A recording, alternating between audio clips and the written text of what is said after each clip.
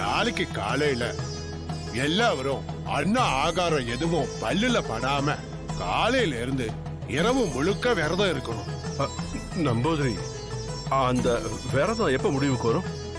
நாளை ராத்திரி உச்ச பூஜைய நம்ம வீட்டுல தொடங்கணும்னா தெற்கு திசையில இருக்கிற அடர்ந்த காட்டுக்குள்ள இருந்து ராணி காளி வேஷம் போட்டுக்கிட்டு ஐம்பெருங்குழுவை சந்திச்சுட்டு தீர்த்தத்தை கையில வாங்கிட்டு வர்ற வரைக்கும் நாம விரதத்தை தொடரணும். எல்லாருக்கும் நான் பறஞ்சது மனசுல ஆயில்லே, எந்த குழப்பம் இல்லல்ல? எந்த சந்தேகமும் இல்ல. நாங்க சித்தார்த்த காப்பாத்துறதுக்காக அண்ணா ஆகாரம் எதுவும் சாப்பிடாம விரதம் இருந்து சாகரத்துக்கு கூட தயாரா இருக்கோம்.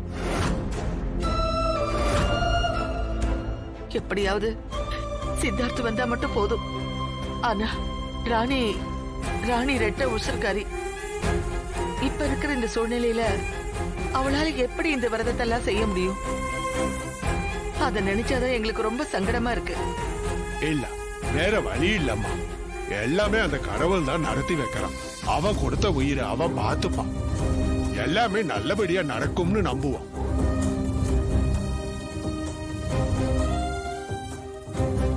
பாட்டி, தாத்தா, நீங்க எதுவும் கவலைப்படாதீங்க.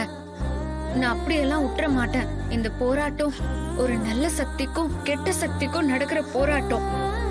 அது எப்படி ஆண்டவன் அவ்வளவு சீக்கிரம் கெட்ட சக்தியை ஜெயிக்க விட்டுருவான்? தாடிக்காரன் உசுறு இல்லாம இந்த உடம்பு மட்டும் இங்க இருந்து என்ன பண்ண போகுது? தாடிக்காரன் இல்லாம எப்படி நான் இந்த குழந்தைய பெத்தெடுக்க முடியும்? கண்டிப்பா நம்பூதிரி சாமி சொன்ன மாதிரி எல்லாமே நல்லபடியா நடக்கும். நான் போய் என் தாடிகாரனை மீட்னு வரேன். அதுக்கு எப்பேற்பட்ட தடங்கள் வந்தாலும் நான் அசர மாட்டேன்.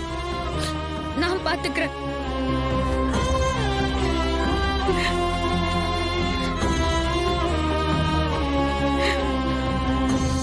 சரி, அப்ப நான் கிளம்புறேன். நாளை ராத்திரி உங்களை வந்து சந்திக்கிறேன்.